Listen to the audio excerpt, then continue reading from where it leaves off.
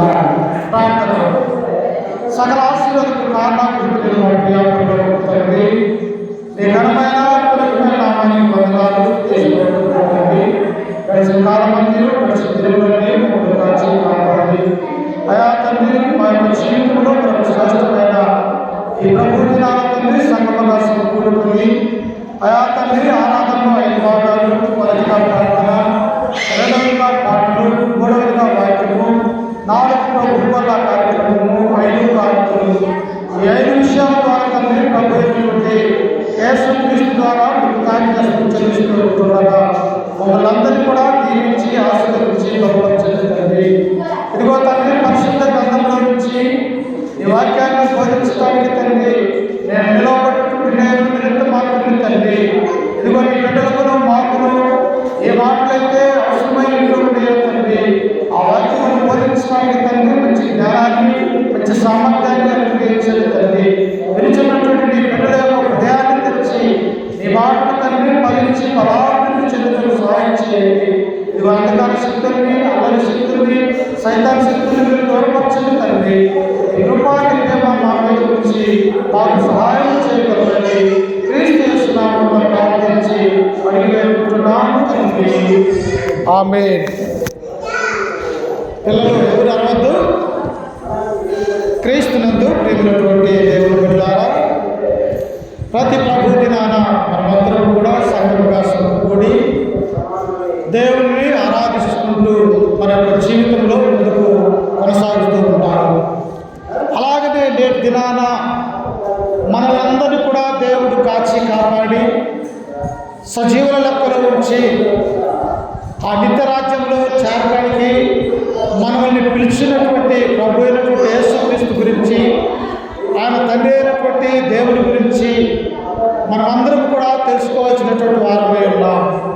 అందుకనే ఈ మధ్యాహ్న కాల సమయంలో పరిశుద్ధ గ్రంథంలో నుంచి రాజుల గ్రంథము, మొదటి రాజుల గ్రంథము 16వ అధ్యాయము,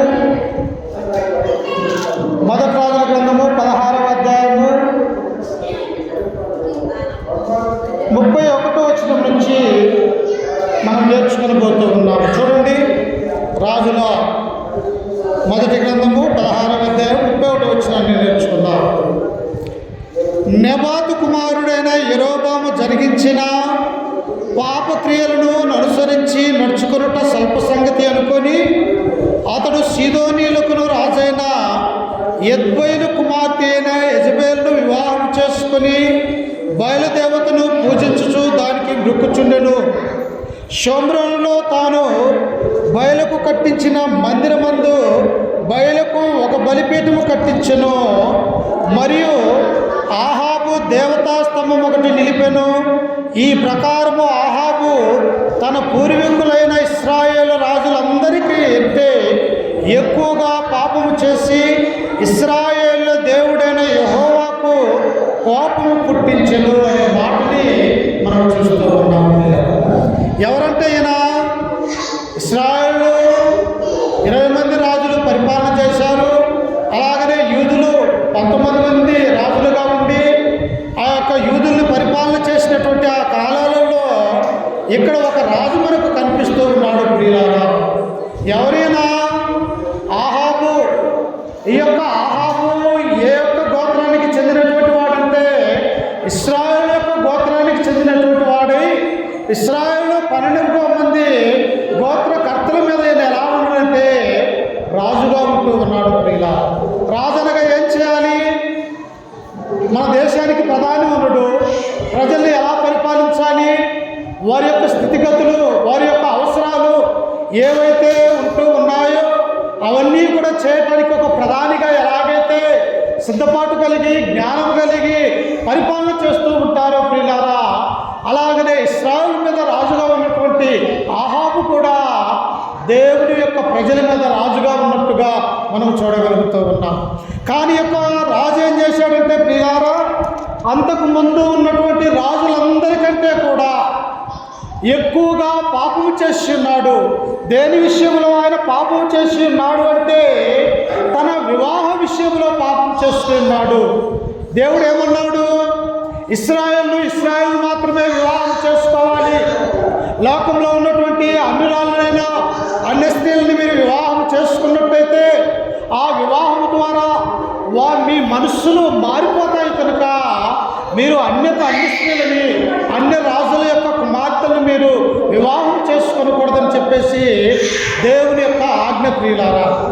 కానీ ఈ యొక్క ఆహాబు ఏం చేశాడంటే ఎవరిని వివాహం చేసుకున్నాడంటే సీదోనీల రాజైన ఎద్బయలు కుమార్తె అయిన యెజబెలును వివాహం చేసుకున్నాడు. అంటే రాజుగా ఉన్నటువంటి ఈయన దేవుని యొక్క ధర్మశాస్త్రానికి లోబడి దేవుని యొక్క ఆజ్ఞల ప్రకారము జీవించవలసినటువంటి ఈ యొక్క రాజు ఏం చేశాడంటే ప్రియులారా దేవుని యొక్క మాటలను ఏం చేశాడంటే పెడచెవిని పెట్టినట్టుగా మనం చూస్తూ ఉంటాం. మనము కూడా కొన్ని సమయాలలో దేవుని యొక్క చిత్తం ఏమిటో దేవుని యొక్క సంకల్పం ఏమిటో మనము తెలిసి కూడా కొన్ని మార్లు ఏం చేస్తామంటే మనము తప్పిపోతూ ఉంటాం ప్రియులారా. అలాగని యొక్క ఆహాబు రాజు కూడా వివాహ విషయంలో ఏం చేశాడంటే దేవుని యొక్క ఆజ్ఞను తప్పిపోతూ ఉన్నాడు. ఎవరిని చేసుకోమన్నాడు దేవుడు అంటే ఇశ్రాయేలు కుమార్తెలు మాత్రమే వివాహం చేసుకోవాలి కానీ అన్యులు చేసుకోకూడదని దేవుని యొక్క ఆజ్ఞ అయితే ఈయన ఎవరిని చేసుకున్నాడంటే ప్రియులారా సీదోనీల రాజు అయినటువంటి ఎద్బయలు యొక్క కుమార్తె అయినటువంటి యెజబెలుని వివాహము చేసుకున్నాడు.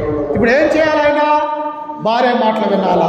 భార్య మాట వినకపోతే అనేకమైనటువంటి కుటుంబంలో శోధనలు శ్రమలు వస్తాయి. అందుకనే ఈయన దేవుని మాట కంటే కూడా నేను చేసుకున్నటువంటి నా యొక్క భార్య మాటే గొప్పదని చెప్పేసి ఆమె ఆ యొక్క రాజ్యంలో ఏ విగ్రహారాధన పెట్టి పూజిస్తూ ఉన్నాడో ఎద్బయలైనటువంటి తన తండ్రి, అలాగనే ఇశ్రాయేలు పరిపాలిస్తున్నటువంటి యొక్క ఆహాబుకు రాజు అయినటువంటి యెజబెలు కూడా ఏం చేసిందంటే ఇక్కడ కూడా దేవతా స్తంభాలు మరి ఉండాలా, విగ్రహారాధన కూడా చేయాలా, నిజమైనటువంటి యెహోవా దేవుణ్ణి ఆరాధించకూడదని చెప్పేసి తన భర్తకు చెప్పినప్పుడు ప్రియులారా ఈ ఆహాబు యెజబెలు ఇద్దరు ఏం చేస్తూ ఉన్నారంటే దేవుణ్ణి పూర్తిగా మర్చిపోయారు ప్రియుల. దేవుని యొక్క మందిరం అనేది మర్చిపోయారు. దేవుని యొక్క సన్నిధి, దేవుని మోషే ద్వారా ఇచ్చినటువంటి ఆయన యొక్క ధర్మశాస్త్రాన్ని మర్చిపోయి గొప్ప దేవాలయాలు కట్టించారు విగ్రహారాధన చేయటానికి ప్రియులారు.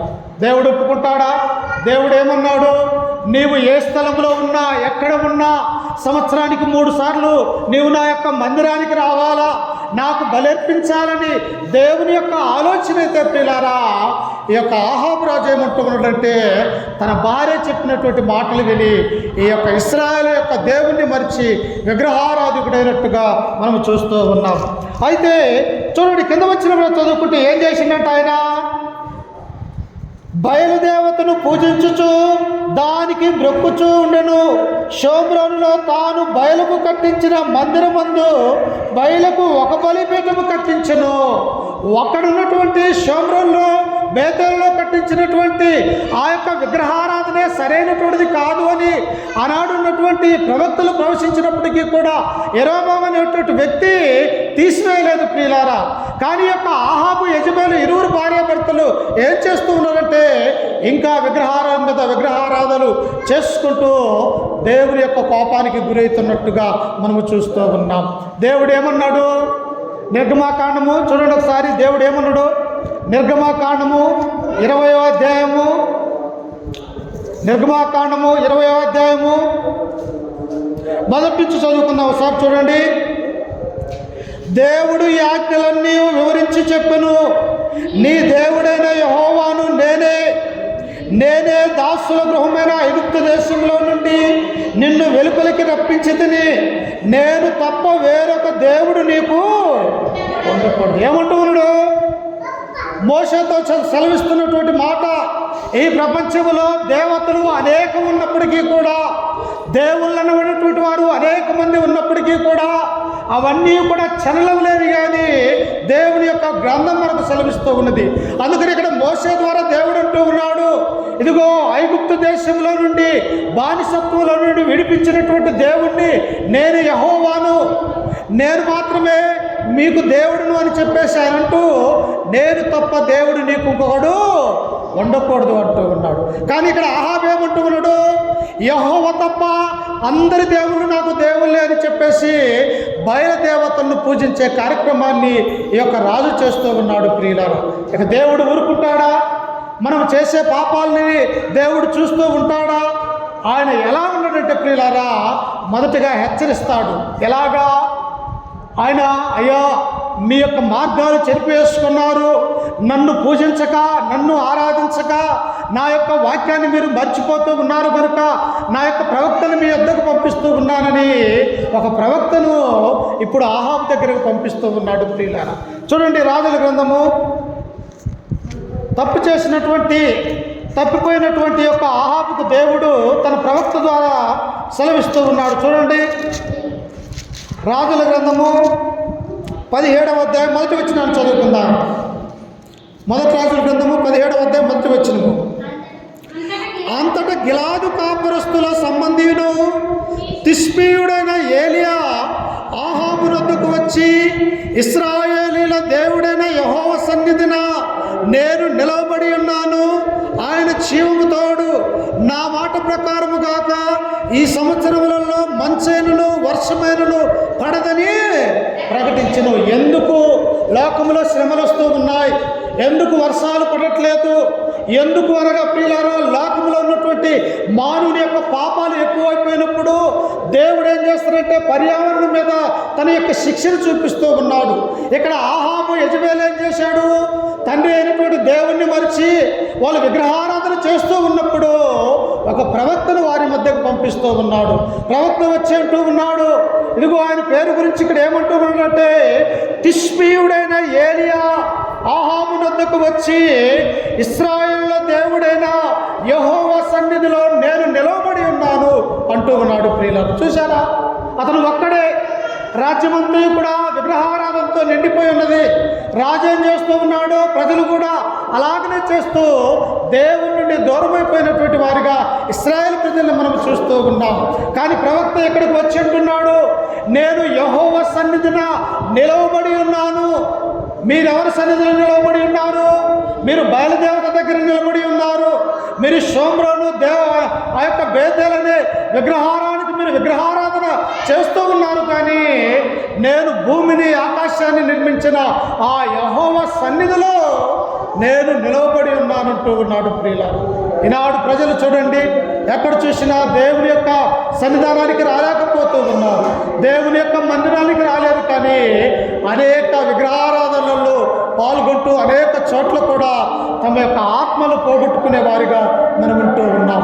అందుకని ఇక్కడ వింటూ ఉన్నాడు ఏలియా అహాబు వద్దకు వచ్చి, ఇశ్రాయేలుల దేవుడైన యెహోవా సన్నిధిన నేను నిలవబడి ఉన్నాను, ఆయన జీవము తోడు, నా మాట ప్రకారము గాక ఈ సంవత్సరములలో మంచైనను వర్షమైనను పడదని ప్రకటించును.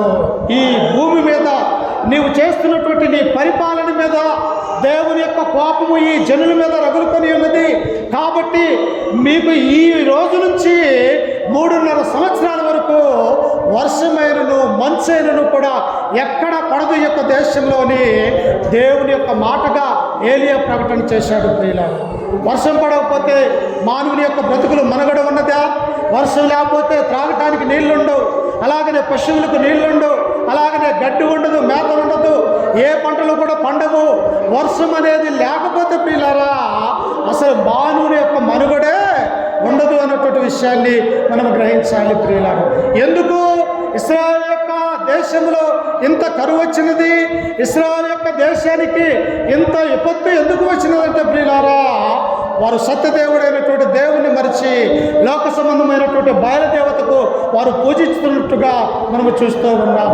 అందుకే చూడండి, కింద వచనంలో చదువుకుంటే 2వ వచనంలో చూడు, పిమ్మట యెహోవాకు అతనికి ప్రత్యక్షమై, నీవు ఇచ్చట నుండి తూర్పు వైపు పోయి యోర్దానుకు ఎదురుగానున్న కేరీతు ఏటు దగ్గర దాగియుండుము, ఆ ఏటి నీరు నీవు త్రాగుదువు, అచ్చటికి నీకు ఆహారం తెచ్చినట్లు నేను కాకోలములకు ఆజ్ఞాపించుతునని అతనికి తెలియచేయను. చూశారు ప్రియులారా, ఇశ్రాయేలు ప్రజలు పాపం చేసి ఉన్నారు, దేవుని ఎరగనటువంటి వారిగా ఉన్నారు, విగ్రహారాధకులుగా రాజున్నాడు, రాజుతో పాటు ఈ ప్రజలందరూ కూడా విగ్రహారాధన చేస్తూ ఉన్నప్పుడు దేవుని యొక్క మాట విన్నటువంటి వాడొక్కడు ఎవరున్నారు అంటే ప్రియులారా, ఏలియా ఉన్నట్టుగా మనం చూస్తూ ఉన్నాం. అయితే ఈ ప్రవక్త ఎలా బ్రతకాలా, ఈ ప్రవక్త ఎలా జీవించాలంటే దేవుడు సెలవిస్తూ ఉన్నాడయ్యా, కేరీతు వాగు దగ్గరికి నీవు వెళ్ళుము, అక్కడ నదిలో నీరున్నాయి, ఆ నీరు తాగుతూ నువ్వు ఉంటే నేను కాకుల చేత నీకు ఆహారం పంపిస్తానని దేవుని యొక్క వాక్యం సెలవిచ్చినది ప్రియులారా. ఎందుకు? తను నమ్ముకున్నటువంటి బిడ్డలు శ్రమ పడటం దేవునికి ఇష్టం లేదు ప్రియులారా. ఏ స్థలంలోనే ఉన్నా, ఎక్కడ ఉన్నా ఆయన యందు భయభక్తులు కలిగినటువంటి వారిని ఆయన కాపాడుతాడన్నటువంటి ఆ నిదర్శనం ఇక్కడ మనం చూస్తూ ఉన్నాం.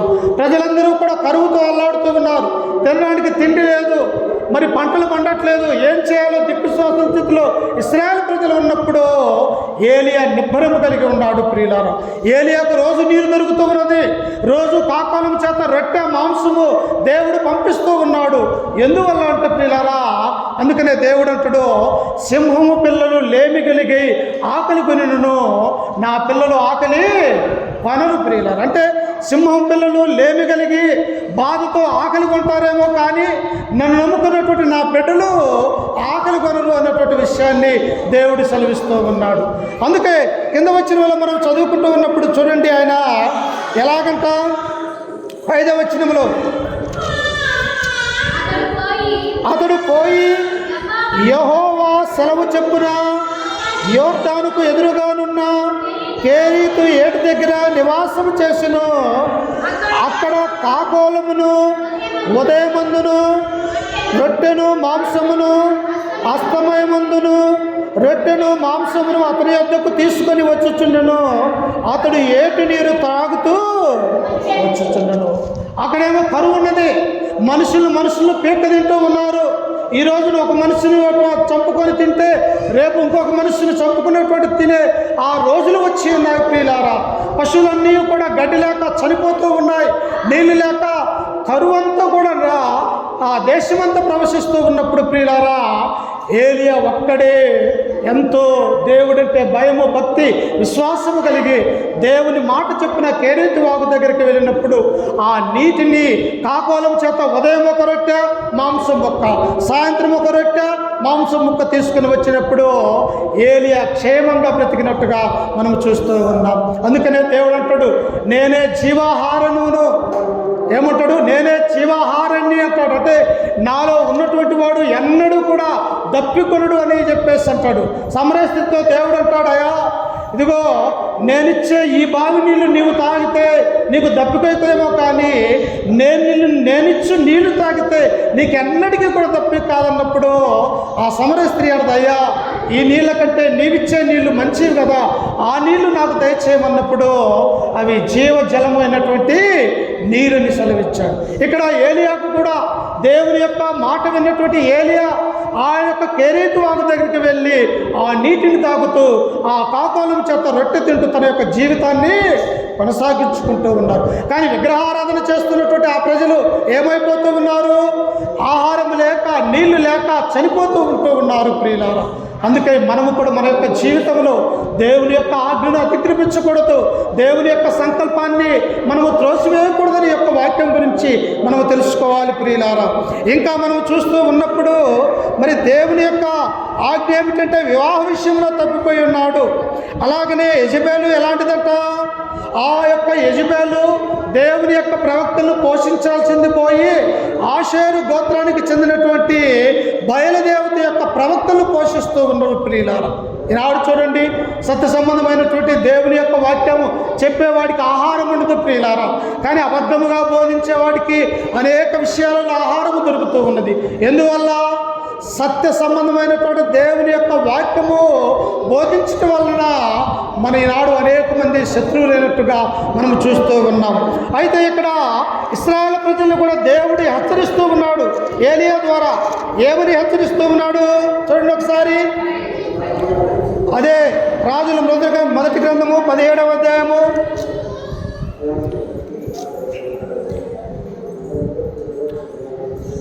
8వ వచనం చదువుకుందాం. 17:8. అంతట యెహోవాకు అతనికి ప్రత్యక్షమై ఇలాగు సెలవిచ్చును, నీవు సీదోను పట్టణ సంబంధమైన సారేపతను ఊరికి పోయి అచ్చట ఉండుము.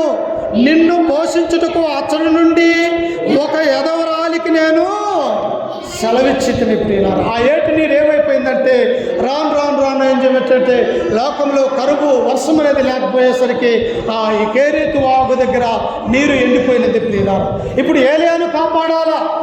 లోకమంతా కూడా శ్రమలలో, బాధలలో ఉన్నా సరే తన ప్రవక్తగా, దేవుని ప్రవక్తగా ఉన్నటువంటి ఈ యొక్క ఏలియా జీవించాలి అంటే దేవుడు మరలా ఆ ఏలియాతో మాట్లాడుతూ ఉన్నాడు. ఏలియా, నీ వెళ్ళు, సారేపతు అనేటువంటి ఒక ఎదవరాలు అక్కడ నిన్ను పోషించడానికి సీదోను పట్టణానికి సంబంధించినటువంటి సారేపతు అనేటువంటి ఎదవరాలే నేను ఆజ్ఞయించున్నాను కనుక నీవు అచ్చటికి వెళ్ళి ఆ ఎదవరాలతో కాపురం ఉండు అని చెప్పేసి ఏలియాకు సెలవిస్తూ ఉన్నాడు. ప్రియులు, ఎదవరాలు ఏం చేస్తుంది? తన యొక్క బిడ్డను, తన యొక్క కుటుంబాన్ని పోషించుకోవటానికి కష్టతరంగా ఉన్నది. ఎందుకు? వర్షాలు లేవు, వానలు లేవు, పంటలు పండట్లా, ఎక్కడా కూడా ఏమీ లేనటువంటి స్థితిలో ఉంటూ ఉన్నది.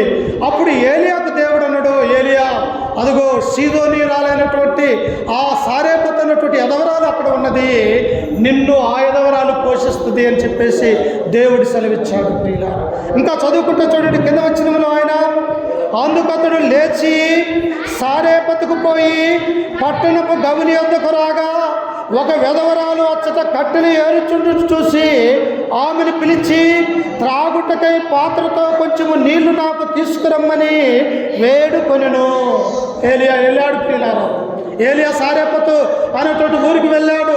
వెళ్ళిన తర్వాత అక్కడ కట్టెలు వేరుతున్నటువంటి ఒక ఎదవరాలను చూశాడు. ప్రియులారా, ఆ ఎదవరాలతో ఏలియా అంటూ ఉన్నాడు, నాకు త్రాగటానికి నీళ్ళు ఇవ్వమని చెప్పేసి ఆ స్త్రీని అడుగుతూ ఉన్నాడు. వాస్తవంగా ఏమవుతున్నది? త్రాగటానికే నీళ్ళు లేవు, అసలు గొంతులు ఎండిపోతూ ఉన్నాయి. ఎందువల్ల? 3.5 సంవత్సరాలు వర్షమైనను మంచుమైనను ఏది యొక్క దేశంలో పడదని దేవుడు ఆజ్ఞ ఇచ్చి ఉన్నాడు కనుక అక్కడ ఏది కూడా పట్టడం లేదు. ప్రియులారా, కానీ ఇక్కడ ప్రవక్త అయినటువంటి ఏలియా సారేపతు అనేటువంటి ఎదవరాల దగ్గరికి వెళ్ళి నాకు దాహమైతూ ఉన్నాయి, నాకు నీళ్ళు ఏమని అడుగుతూ ఉన్నారు. ప్రియులారా, అప్పుడు ఆ స్త్రీ ఏమంటుందో చూడండి ఒకసారి. చూడండి కింద వచ్చినలో, ఆమె నీళ్లు తేబోచుండగా అతడు ఆమెను మరలా పిలిచి, నాకొక రొట్టె ముక్కలు నీ చేతిలో తీసుకుని రమ్మని చెప్పాను. నీళ్ళే భారమైతే, త్రాగటానికి నీళ్ళే మాకు లేక మేము త్రాగి చనిపోదామని ఆలోచన చేస్తూ ఉన్నారు ఆ ఎదవరాలు కుటుంబము. కానీ ఈయనేంది? నీళ్లు తీసుకుని వస్తే నీళ్లు కాదు, నీ చేతితో ఒక రొట్టె చేసుకొని రొట్టె నీళ్లు నాకు తీసుకొని రమ్మని ఆ సారేపతు ఎదవరాలకి ఈ ప్రవక్త అయినటువంటి ఏలియా అంటూ ఉన్నాడు. ప్రియులారా, అప్పుడు ఏమని సెలవిస్తుంది? తినడానికి తిండి లేదు ఆమెకు, త్రాగటానికి నీళ్లు లేవు, కఠోరమైనటువంటి ఎంతో కరువులో ఉన్నట్టుగా మనం చూస్తూ ఉన్నాం.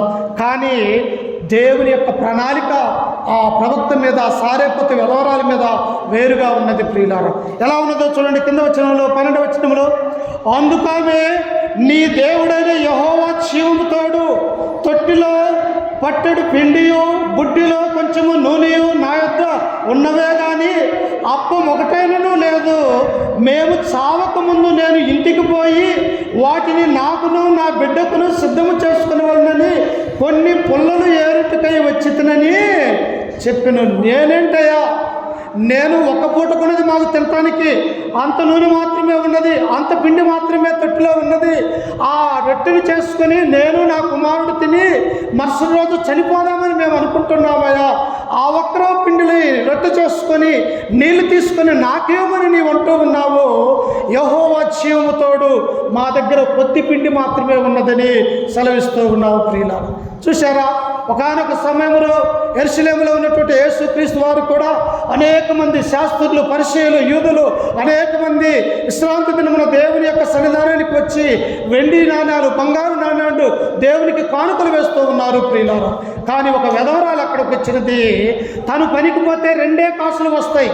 తను చేసినటువంటి ఆ పనికి 2 కాసులు వచ్చినప్పుడు ఆ 2 కాసులు తీసుకొని దేవుని యొక్క సన్నిధానానికి వచ్చి ఆ కాసులు ఆమెకు కానుకలు వేసినది. ప్రియులారా, అప్పుడు దేవుడు వాళ్ళందరినీ కూడా చూస్తూ ఉన్నాడు. అయ్యా, ఎంతోమంది ధనవంతులు ఉన్నారు ఈ యొక్క దేవాలయంలో, ఎంతోమంది పేదవాళ్ళు ఉన్నారు, ఎవరు ఎక్కువ దేవునికి కానుకలు వేశారంటే ఇదిగో వీరందరికంటే కూడా ఆ పేద విధవరాలు ఉన్నది. తన జీవిత కాలంలో రోజంతా పనికిపోతే ఆ 2 కాసులు వస్తే తను తినటానికి ఏమీ లేకపోయినా నా దేవునికి నేను కానుక సమర్పించాలని అనుకొని తనకున్నటువంటి 2 కాసులు ఆ దేవునికి కానుకలు వేసినది ఈమె ఎక్కువ వేసిందని చెప్పేసి దేవుడు ఆమెని ఏం చేశాడు? హెచ్చించాడు. ప్రియుల, ఇక్కడ కూడా సారెపతు విధవరాల విషయంలో దేవుని యొక్క సంకల్పం వేరుగా ఉన్నది. ఆ యొక్క ప్రవక్త అంటూ ఉన్నాడు, అమ్మా నీళ్లున్నాయి, నీళ్ళతో పాటు నాకు ఒక రొట్టెను చేసుకొని నాకు తీసుకొని తినటానికి రమ్మని అన్నప్పుడు ఆ విధవరాలు అంటూ ఉన్నది, అయ్యా కొంచెం తొట్టిలో పిండి మాత్రమే ఉన్నది, కొంచెం నూనె మాత్రమే ఉన్నది, అవి చేసుకొని తిని నా యొక్క కొడుకు పెట్టి నేను కొంచెం తిని చనిపోదామని చెప్పేసి మేము అనుకుంటూ ఉన్నామని అన్నప్పుడు చూసారా, ఒక్కరోజు ఆగిపోతే ఆ పిండి వాళ్ళు రొట్టె చేసుకుని తిని ఆ యొక్క తల్లి బిడ్డ ఇద్దరు కూడా చనిపోవటానికి సిద్ధంగా ఉన్నారు ప్రియులారా. కానీ దేవుని యొక్క సంకల్పం ఏమై ఉంటుందో చూడండి ఒకసారి. అదే 13వ వచనం చదువుకుందాం, చూడండి ఒకసారి. 13వ వచనం, 17-13. అప్పుడు ఏలియా ఆమెతో ఇట్లనను, భయపడవద్దు, పోయి నీవు చెప్పినట్టు చేయము. అయితే అందులో నాకొక చిన్న అప్పము మొదట చేసి నా యొద్దకు తీసుకుని రమ్ము, తరువాత నీకును నీ బిడ్డకును అప్పములు. అమ్మా భయపడవద్దమ్మా, నీకు ఒక్కరోజు ఉండాల్సినటువంటి ఆ యొక్క పిండి ఆ నూనె మీరు తిని చావాలనుకుంటూ ఉన్నారు కదా, కానీ మీరు తినద్దు. చేసినటువంటి ఆ అప్పము మొదట నాకు ఇవ్వండి. ఎప్పుడైతే మీరు నాకు ఇస్తారో మీరు భయపడవలసినటువంటి అవసరత లేదు ప్రియులారా. అరణ్యంలో దేవుడు ఏం చేశాడు? యేసుక్రీస్తు వారు 12 రొట్టెలు 2 చిన్న చేపలు ప్రియులారా. 5,000 మంది ప్రజలు ఉన్నారు, కాలు బలం అనేక మంది ఉంటూ ఉన్నారు. అప్పుడు శిష్యులు అంటూ ఉన్నారు, అయ్యా పొద్దుకోకి పోతూ ఉన్నది, దూర ప్రాంతం నుంచి యొక్క అరణ్యానికి నీ యొక్క మాటలు వినటానికి ప్రజలు వచ్చి ఉన్నారు, వారు అలసి మూర్చపోయి ఈ యొక్క అరణ్యంలో పడిపోతారేమో, వారిని పంపివేయ త్వరగా అని చెప్పేసి తన శిష్యులు క్రీస్తుకు చెప్పినప్పుడు క్రీస్తు అంటూ ఉన్నాడు, మన దగ్గర ఏమున్నాయని అంటాడు. అప్పుడు కొన్ని చేపలు కొన్ని రొట్టెలు మన దగ్గర ఉన్నాయని అన్నారు. అయితే నా దగ్గరకు తీసుకుని రమ్మన్నప్పుడు ఆకాశం వైపు చూశాడు యేసుక్రీస్తు వారు, తండ్రికి ప్రార్థన చేశాడు. ఎప్పుడైతే ఆ యొక్క చిన్న 2 చేపలు 7 రొట్టెలు పట్టుకొని వాటిని ఆశీర్వదించి ప్రార్థనాపూర్వకంగా ఇచ్చాడు ప్రియులారా, 5,000 మంది ఆహారం తినగా ఇంచుమించు 12 గంపలు ఇంకా మిగిలి ఉన్నాయి ప్రియులు. ఎందువల్ల? దేవునికి మొదటి స్థానం ఇవ్వటం వల్ల. నా హృదయంలో నా ఇంటిలో మొదటగా నేను మాత్రమే దేవునికి ఇవ్వాలి, ఆ తర్వాత నా కుటుంబం వాడుకోవాలన్నటువంటి ఆ ఉద్దేశం మనకు ఎప్పుడైతే ఉంటున్నదో మనకు ఏది కూడా తక్కువ కాదు ప్రియులారా. ఇక్కడ సారేపతి విధవరాలు కూడా తన యొక్క జీవితంలో ఒక్కరోజు మాత్రమే అప్పము చేసుకొని కట్టెలు వేరటానికి అడవికి వచ్చి ఆ కట్టెలు తీసుకొని తన ఇంటికి వెళ్ళి తన యొక్క కుటుంబానికి ఆ యొక్క రొట్టెను పెట్టుకొని తిని చనిపోదామని ఈ యొక్క స్త్రీ అనుకుంటూ ఉన్నది. కానీ దేవుని యొక్క ఆశీర్వాదాలు, దేవుని యొక్క ఉద్దేశాలు ఎలా ఉన్నాయో చూడండి. ప్రవక్తను ఆ పేదవాళ్ళింటికి పంపించినట్టుగా మనం చూస్తూ ఉన్నాం. అందుకని చూడండి ఇంకా ఏమంటూ ఉన్నాడు అక్కడ 14వ వచనంలో, భూమి మీద యెహోవా వర్షము కురిపించే వరకు ఆ తొట్టిలో ఉన్న పిండి తక్కువ కాదు, బుడ్డిలో నూనె అయిపోదని ఇశ్రాయేలీయుల దేవుడైన యెహోవా సెలవిచ్చుచున్నాడు. నీవేం భయపడవద్దు. మన దేవుడు ఎలాంటి వాడు? ఏది లేనప్పుడే అన్ని మనకు తయారు చేసినటువంటి దేవుడు. ఆకాశాన్ని, భూమిని, ఈ యొక్క సమస్త జీవరాశుల్ని, ఇందులో ఉన్నటువంటి సమస్తాన్ని, ఇదిగో పగలు మానవుడు తిరిగి పని చేసుకోవటానికి గొప్ప వెలుగు సూర్యుని సృజించాడు. రాత్రి వేళ సమయంలో చీకట్లో నడవటానికి ఆహ్లాదకరంగా మన యొక్క కన్నులకు అందంగా కనిపించడానికి నక్షత్రములు, చందమామలు, ఇలా అన్ని చేసినటువంటి దేవుడే నీవు దేవునికి మొదటి అప్పము నాకిచ్చినట్టయితే నీ తొట్టిలో ఉన్నటువంటివి ఆ పిండి అయిపోదు, అలాగే నూనె కూడా అయిపోదు ప్రియులారా. ఇది గుర్తెరగక నేను ఉన్నటువంటి అనేక మంది ఏం చేస్తామంటే మొదట దేవునికి ఇవ్వం ప్రియులారా. ఒకసారి మొదట దేవునికి నీ రాబడి అంతట్లో దేవుడికి ఇచ్చి చూడు. నువ్వు ఒక 1000 రూపాయలు పని చేస్తే 100 రూపాయలు దేవునికి కానుకలేసి సమర్పించి చూడు. దేవుడు నిన్ను, నీ కుటుంబాన్ని ఎలా ఆశీర్వదించాడో అవి నీ యొక్క హృదయానికి అర్థమే కావు ప్రియులారా. ఇక్కడ కూడా ఏలియా ప్రవక్త అంటూ ఉన్నాడు, అమ్మా మొదటి అప్పము దేవుని పేరట నాకు తీసుకొని రమ్ము, నేను తిన్న తర్వాత ఆ తొట్టిలో ఉన్నటువంటి పిండి అయిపోదు, ఆ బుడ్డిలో ఉన్నటువంటి నూనె అయిపోదు ప్రియులు. ఎందువల్ల? దేవుని యొక్క ఆశీర్వాదాలు ఆ సారేపతి విధవరాల మీద ఉన్నది ప్రియులారా. అందుకనే దేవుడు అంటాడు, నేను విధవరాల పక్షాన వ్యాజ్యము వాడుతున్నాడు. ఎలాగంట? విధవరాల పక్షాన వ్యాజ్యం ఆడుతాడు అంటున్నాడు. ఆ విధవరాల కుటుంబాన్ని కాపాడటానికి ఇశ్రాయేలు యొక్క దేశంలో నుంచి ప్రవక్త అయినటువంటి ఏలియాను ఈ సీదోను ప్రాంతానికి పంపించినట్టుగా మనం చూస్తూ ఉన్నాం. మన యొక్క జీవితంలో కూడా ఈ లోకంలో మనము దేవుని నమ్ముకున్నట్లయితే, దేవుని యందు భయభక్తులు కలిగి ఉన్నట్టయితే మన తొట్టిలో ఉన్నటువంటి పిండి అయిపోదు, బుడ్డిలో ఉన్నటువంటి నూనె అయిపోదు ప్రియులు. ఎందువల్ల? మనము దేవుని యందు భయభక్తులు కలిగి ఉన్నాం, దేవునికి ప్రలంపలంగా మనం సమర్పిస్తూ ఉన్నాం ప్రియులారా. అందుకనే చూడండి, కింద వచనంలో చదువుకుంటే 15వ వచనంలో, ఇశ్రాయేలు దేవుడైన యెహోవా సెలవిచ్చి ఉన్నాడని అంతటా ఆమె వెళ్ళి ఏలియా చెప్పిన మాట చెప్పున చేయగా అతడును ఆమె ఇంటి వారును అనేక దినములు భోజనము చేయొచ్చు వచ్చింది. ఒక్కరోజు తిని చచ్చిపోవాలనుకున్నటువంటి ఆ కుటుంబము యెహోవా మాట సెలవిచ్చిన ప్రకారము ప్రవక్త అయినటువంటి ఏలియా ఆ విధవరాల దగ్గరికి వెళ్ళి మొదటి అప్పము నాకు చేసుకుని ఇమ్మన్నప్పుడు ఆయన మాట ప్రకారము మొదటి అప్పము ప్రవక్త అయినటువంటి ఏలియాకి ఇచ్చినప్పుడు ప్రియులారా, ఆమెతో పాటు ఆమె కుటుంబము అనేక దినములు పోషించబడ్డట్టుగా మనం చూస్తూ ఉన్నాం. అయితే ఇక్కడ ఇశ్రాయేలు ప్రజలు ఏమైపోయారు? విగ్రహారాధన చేస్తూ వాన లేక వర్షం లేక వారి యొక్క అగచాట్లు తర్వాత అధ్యాయంలో చదువుకుంటే ప్రియులారా, తినడానికి తిండి లేదు, మంచి బట్టలు వేసుకోవడానికి లేదు, ఆ దేశమంతా కూడా కరువుతో అల్లాడిపోతూ ఉన్నట్టుగా మనం చూస్తూ ఉన్నాం. కానీ అదే దేశంలో ఉన్నటువంటి సారేపతి విధవరాలు మాత్రము నిత్యము కూడా దేవుని యొక్క సన్నిధిలో మంచి ఆహారాన్ని తింటూ ఉన్నట్టుగా మనం చూస్తూ ఉన్నాం. అందుకనే దేవుడు అంటాడు, నేనే మార్గమును సత్యమును జీవమునై ఉన్నాను తప్ప, నా ద్వారానే తప్ప తండ్రి యొద్దకు ఏ మానవుడు చేరడు ప్రియులారా. ఎందువల్ల? మన దేవుడు రక్షకుడు, సర్వోన్నతుడు, ఆయన సర్వశక్తివంతుడు. నీ శ్రమలను, నీ యొక్క బాధలను అర్థం చేసుకుని ఆయన నిన్ను హెచ్చించగలడు అన్నటువంటి విషయాన్ని మనం గుర్తు చేసుకోవాలి. అయితే మనం ఏం చేయాలి? ప్రతి విషయంలో ప్రథమఫలంగా దేవునికి మొదటగా మనం సమర్పించేవారిగా మనం ఉండాలి ప్రియులారా. ఆ ఇశ్రాయేలు ప్రజలు ఎలా ఉన్నారట చూడండి ఒకసారి. 18వ అధ్యాయం మొదటి వచనం చదువుకుందాం. రాజుల మొదటి గ్రంథము 18వ అధ్యాయం మొదటి వచనం. అనేక దినములైన తరువాత 3వ సంవత్సరం ముందు యెహోవాకు ఏలియాకు ప్రత్యక్షమై, నేను భూమి మీద వర్షము కురిపింపబోచున్నాను, నీవు వెళ్ళి ఆహాబును దర్శింపమని సెలవీయగా ఆహాబును దర్శించుటకై ఏలియా వెళ్ళిపోయాను. చదువమ్మా. షోమ్రోనులో ఘోరమైన క్షామము కలిగి ఉండగా, ఎలా ఉన్నదంట? ఈ యొక్క సారేపోతున్నటువంటి విధవరాలి ఇంట్లో అసలు ఏది తక్కువ కాకుండా బ్రతుకుతూ ఉన్నారు. కానీ షోమ్రోన్ అన్నటువంటి ఇశ్రాయేలు యొక్క దేశంలో ఘోరమైనటువంటి క్షామం అంటే కరువు కలిగి ఉన్నది ప్రియులారా. ఆ కరువు మామూలు కరువు కాదు, పశువులు చచ్చిపోతూ ఉన్నాయి, మనుషులు చనిపోతూ ఉన్నారు. ఎందువల్లంటే ప్రియులారా, దేవుని యొక్క ఆజ్ఞను మనము అతిక్రమించటం వల్ల నీ యొక్క జీవితం వల్ల కొల్లారమైపోతుంది ప్రియులారా. ఏమన్నాడు దేవుడు? నేను తప్ప దేవుడు వేరొకడు నీకు ఉండకూడదు అని అంటే, ఈ యొక్క ఆహాబు యెజబెలు భార్యాభర్తలు దుర్మార్గులై ఉండి ఏం చేశారంటే, బయలుదేవతలకు ఆష్టారోత దేవతలను పూజిస్తూ దేవుని యొక్క వాక్యాన్ని ఆయన ఆజ్ఞ ప్రకారం అనుసరించక పాడైపోయినట్టుగా మనం చూస్తూ ఉన్నాం ప్రియులారా. నా జీవితంలో కూడా మనము విగ్రహారాధన చేయకూడదు. విగ్రహారాధన ఎలాంటిది? అది ఒట్టిది. సార్ చూడండి, విగ్రహారాధన ఎలాంటిదో కీర్తనాకారుడు రాసిన 115వ కీర్తన 115వ కీర్తన 4వ వచనాన్ని చదువుకుందాం. ఒకసారి చూడండి ప్రియులారా. వారి విగ్రహములు వెండి బంగారువి, అవి మనుషుల చేతి పనులు.